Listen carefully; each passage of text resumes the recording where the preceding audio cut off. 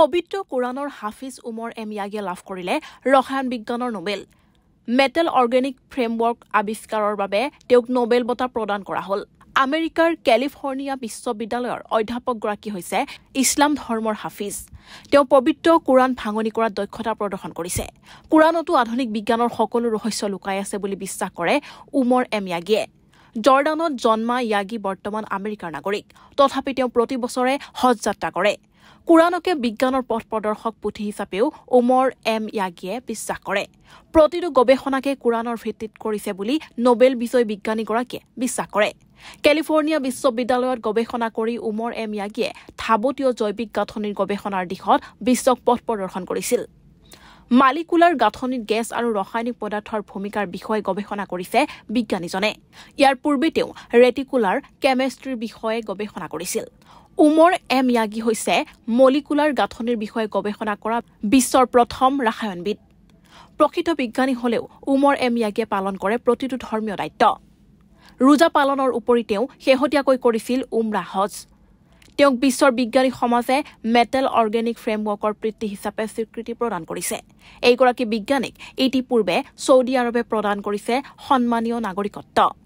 মক্কাৰ প্ৰতি প্ৰদৰ্শন কৰা ভক্তিৰ বাবে তেওঁক সন্মানজনক নাগৰিকত্ব প্ৰদান কৰা হৈছিল। বিজ্ঞানীগৰাকীয়েও পূৰ্বেও কোৰাণক আধুনিক বিজ্ঞানৰ মূল ভেটি হিচাপে অভিহিত কৰিছে। তেওঁ প্ৰকাশ কৰা অনুসৰি আধুনিক বিজ্ঞানৰ সকলো সমাধান কোৰাণতে লুকাই আছে।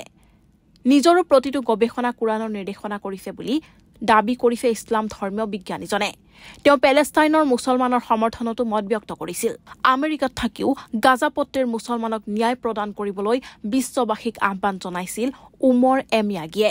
এইবাৰ তেওঁই লাভ কৰিলে ৰসায়ন বিজ্ঞানৰ নোবেল। আনহাতে বিজ্ঞানীজনে প্ৰতিটো ধৰ্মীয় দায়িত্বই পালন কৰে বুলি প্ৰকাশ কৰিছে।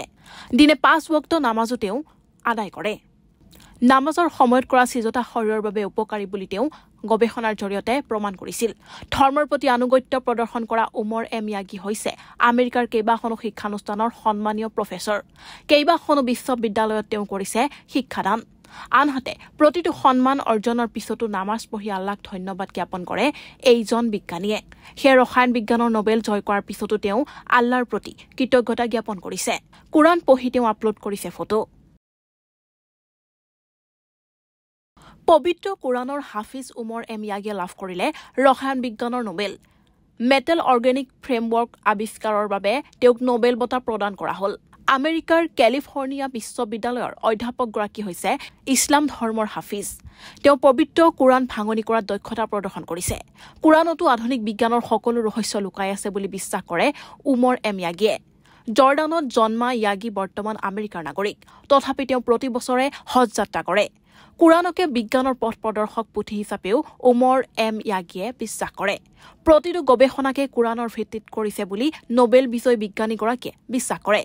কেলিফৰ্ণিয়া বিশ্ববিদ্যালয়ত গৱেষণা কৰি উমৰ ইয়াগিয়ে ধাবতীয় জৈৱিক গাঁথনিৰ গৱেষণাৰ দিশত বিশ্বক পথ প্ৰদৰ্শন কৰিছিল।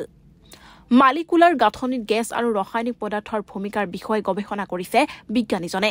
ইয়াৰ পূৰ্বে তেওঁ ৰেটিকুলাৰ কেমেষ্ট্ৰিৰ বিষয়ে গৱেষণা কৰিছিল।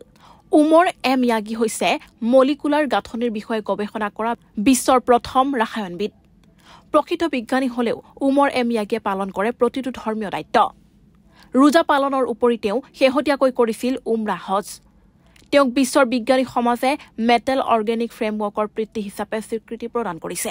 এইগৰাকী বিজ্ঞানীক ইতিপূৰ্বে ছৌদি আৰবে প্ৰদান কৰিছে সন্মানীয় নাগৰিকত্ব। মক্কাৰ প্ৰতি প্ৰদৰ্শন কৰা ভক্তিৰ বাবে তেওঁক সন্মানজনক নাগৰিকত্ব প্ৰদান কৰা হৈছিল। বিজ্ঞানীগৰাকীয়েও পূৰ্বেও কোৰাণক আধুনিক বিজ্ঞানৰ মূল ভেটি হিচাপে অভিহিত কৰিছে। তেওঁ প্ৰকাশ কৰা অনুসৰি আধুনিক বিজ্ঞানৰ সকলো সমাধান কোৰাণতে লুকাই আছে। নিজৰো প্ৰতিটো গৱেষণা কোৰাণৰ নিৰ্দেশনা কৰিছে বুলি দাবী কৰিছে ইছলাম ধৰ্মীয় বিজ্ঞানীজনে। তেওঁ পেলেষ্টাইনৰ মুছলমানৰ সমৰ্থনতো মত ব্যক্ত কৰিছিল। আমেৰিকাত থাকিও গাজাপট্টিৰ মুছলমানক ন্যায় প্ৰদান কৰিবলৈ বিশ্ববাসীক আহ্বান জনাইছিল উমৰ ইয়াগিয়ে। এইবাৰ তেওঁই লাভ কৰিলে ৰসায়ন বিজ্ঞানৰ নোবেল। আনহাতে বিজ্ঞানীজনে প্ৰতিটো ধৰ্মীয় দায়িত্বই পালন কৰে বুলি প্ৰকাশ কৰিছে। দিনে 5 ওয়াক্ত নামাজো তেওঁ আদায় কৰে। নামাজৰ সময়ত কৰা সিজতা শৰীৰৰ বাবে উপকাৰী বুলি তেওঁ গৱেষণাৰ জৰিয়তে প্ৰমাণ কৰিছিল। ধৰ্মৰ প্ৰতি আনুগত্য প্ৰদৰ্শন কৰা উমৰ ইয়াগি হৈছে আমেৰিকাৰ কেইবাখনো শিক্ষানুষ্ঠানৰ সন্মানীয় প্ৰফেচৰ। কেইবাখনো বিশ্ববিদ্যালয়ত তেওঁ কৰিছে শিক্ষাদান। আনহাতে প্ৰতিটো সন্মান অৰ্জনৰ পিছতো নামাজ পঢ়ি আল্লাহক ধন্যবাদ জ্ঞাপন কৰে এইজন বিজ্ঞানীয়ে সেই ৰসায়ন বিজ্ঞানৰ নোবেল জয় কৰাৰ পিছতো তেওঁ আল্লাহৰ প্ৰতি কৃতজ্ঞতা জ্ঞাপন কৰিছে কুৰাণ পঢ়ি তেওঁ আপলোড কৰিছে photo news text report new Assam news